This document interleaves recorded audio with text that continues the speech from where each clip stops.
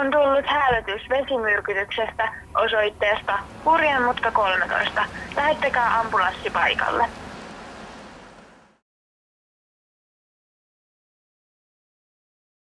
Mihin sä laittaisit nämä säilykepurkit, jos roskiksia ei olisi? Mä mietin tosi kauan tuota vastausta, että ehkä mä en keksinyt muuta kuin, että mä en varmaan ostaisi noita säilykepurkkeja sit ollenkaan, kun ei niitä voi mihinkään. Ei niitä voi laittaa maahan, ei niitä voi polttaa. Mä en varmaan ostaisi säilykkeitä sit ollenkaan. Mitä sä tekisit tälle Kankaanpäälle, jos jätehuolto ei toimisi? No mä ehkä polttaisin vaikka sen. Mun mielestä ihan tavallisen roskiksen laita. Ja sä tekisit täällä muovimukilla, jos ei olisi roskiksia? Kuule, mie todennäköisesti pistäisin sen taskuun ja veisin oman roskikseen kotiin. Mutta jos ei olisi ollenkaan roskiksia, ei olisi jätehuolto ollenkaan? Ettei jätehuoltoa lainkaan? Ei. No kuule, siinäpä onkin sitten kysymys.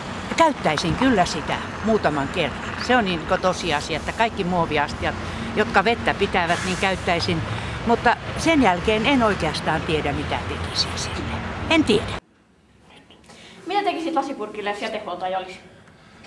Lasipurkillahan on monta hyötykäyttöä. Siitä voisi tehdä hillopurkin, pensselitelineen. Sen voisi maalata ja antaa lahjaksi jollekulle, eli sillä voisi keksiä jotain kierrätyskäyttöä itse. Voi, siinäpä nyt tuli visainen kysymys. En kyllä osaa sanoa tuohon, mitä mä sitten tekisin. Joo, se on pelti ja mitä sille tehtäisiin? Kerropa sinä itse. Mä tiedän. Jos se jätehuoltoa, niin eihän se maadu. Ei maadu eikä pala. Kasataan ne määräpaikkoihin. Ruoste hoitaa homman. 20 vuoden päästä siinä on kasa ruostetta.